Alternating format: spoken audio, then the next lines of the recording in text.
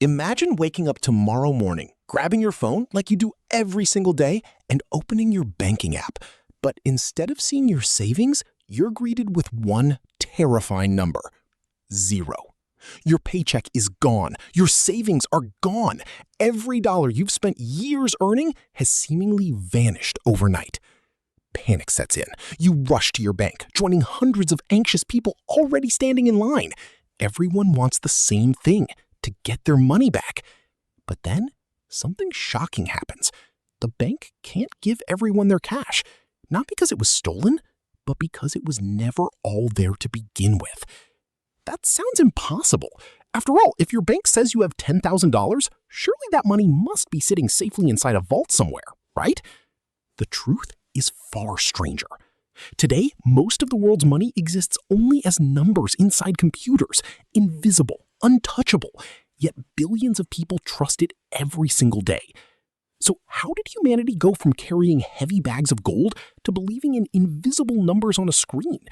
To answer that, we have to travel back thousands of years to a world where money wasn't money at all. Long before banks, wallets, or even coins existed, humans lived in a world without money. Every trade depended on a simple idea: barter. If you grew wheat and needed meat, you had to find someone who had meat and wanted wheat. It sounds simple, until it wasn't. What if the hunter already had enough wheat? What if the fisherman didn't need your pottery? Trade became a frustrating puzzle where both people had to want exactly what the other offered at the same time. As communities grew larger, this problem became impossible to ignore. Civilization wasn't being held back by a lack of resources. It was being held back by a lack of trust and a way to measure value. Humanity needed something everyone would accept, and that search would change history forever. For thousands of years, civilization searched for something everyone would willingly accept in exchange for goods. Different cultures tried different solutions. On remote islands, giant stone discs represented wealth. Along coastlines, rare seashells became valuable. In parts of Africa, salt was so precious it was traded like currency.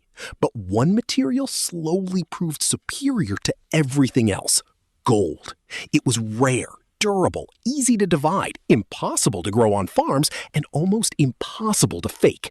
For the first time in history, people no longer needed to find someone who wanted exactly what they had. Gold could be exchanged for almost anything because everyone trusted its value. Humanity had finally created real money.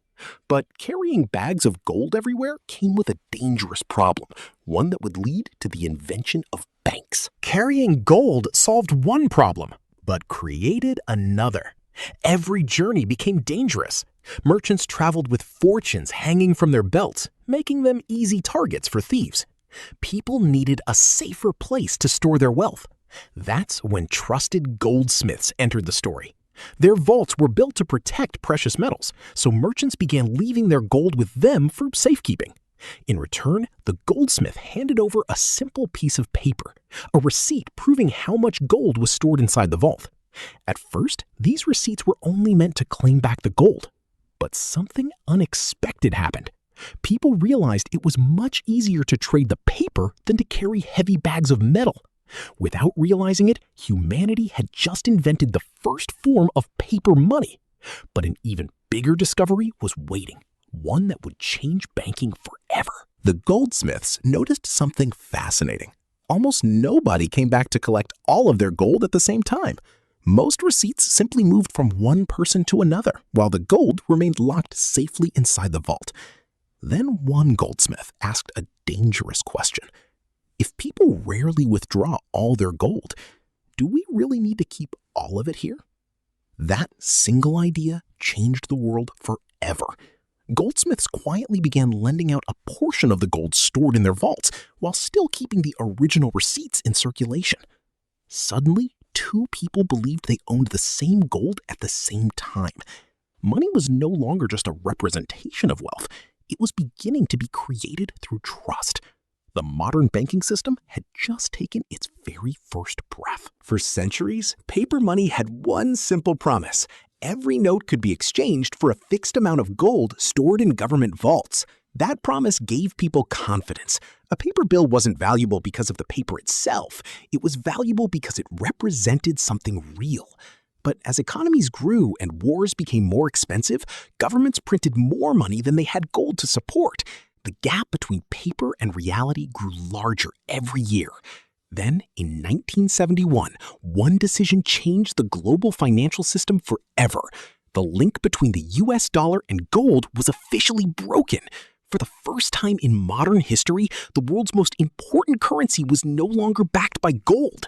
From that moment on, money was backed by something far more powerful: belief. Today, almost every paycheck, online purchase, loan, and investment exists only as digital information. When your employer pays your salary, no truck delivers stacks of cash to your bank. Numbers simply change inside secure computer systems. When you tap your card at a coffee shop, physical money doesn't move from one place to another. Banks update digital records in fractions of a second. The same happens when you transfer money to a friend, pay your rent, or invest in the stock market. The money feels real because the system works so smoothly that we rarely stop to question it. Yet if you could open the vaults of every bank today, you would discover something surprising. The amount of physical cash is only a tiny fraction of the money people believe they own. If money is no longer backed by gold, and most of it exists only as digital numbers, then why does it still have value? The answer is surprisingly simple: trust. Every time you accept a paycheck, swipe your card, or transfer money online, you're participating in one of the largest acts of collective trust in human history. You believe your bank will recognize your balance. Businesses believe your payment will arrive. Governments believe taxes will be paid. Millions of strangers cooperate every second because everyone trusts the same system. Money has never truly been about paper, coins, or even gold. It has always been about belief. And as long as society continues believing in that system, those invisible numbers continue to shape the entire global economy. The next time you check your bank balance, remember this: you're not looking at stacks of cash waiting inside a vault. You're looking at numbers backed by the confidence of billions of people. For thousands of years, humanity searched for the perfect form of money. We traded food, shells, salt, silver, gold, paper, and now invisible digital numbers. Every step of that journey was built on one thing: trust. Money never stopped being real because it was made of paper or gold. It became real because we collectively agreed that it had value. The greatest invention in financial history wasn't the coin, the bank, or even the dollar. It was humanity's ability to believe in something together. And perhaps that's the most valuable currency the world has ever created.